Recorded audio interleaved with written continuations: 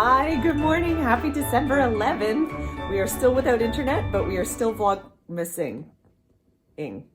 This morning I am making pâté chinois, or in English it's called shepherd's pie, but where we live it's called pâté chinois.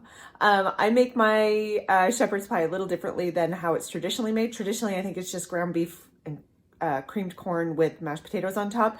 I add quite a bit more to mine, and I can hide things in mine so that I know Dan and Oliver are getting like hidden vegetables and stuff like that.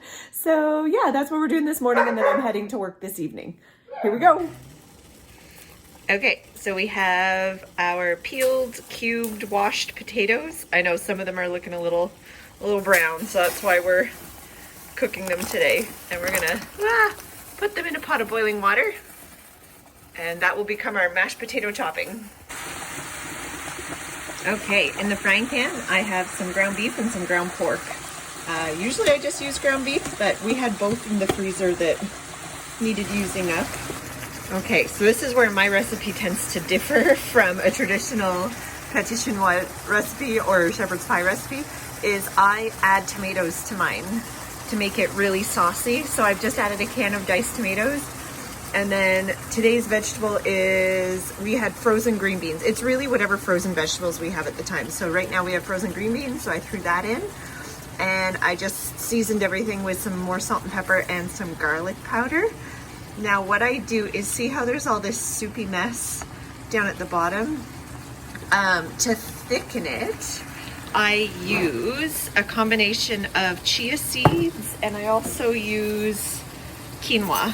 So those two things will soak up any extra moisture to thicken the meat, and it adds extra nutrients too. I know quinoa is another protein source, and I think chia, I can't remember what chia has, but I don't know, we add that. If I don't have chia or quinoa, I use red lentils, and that adds a bunch more iron to the dish as well. So yeah, off we go. Okay, so once everything's cooked and done, I spoon it out into a casserole dish, and now we're gonna add the potatoes. There we go. So the potatoes are mashed just with some butter and salt, and you put that over top. And now everything is ready to go in the oven. That's it.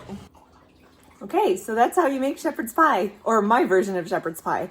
I also, when it's about to go in the oven, I like to put shredded cheese on the top too, to make it all like melty and cheesy, because cheese makes everything better.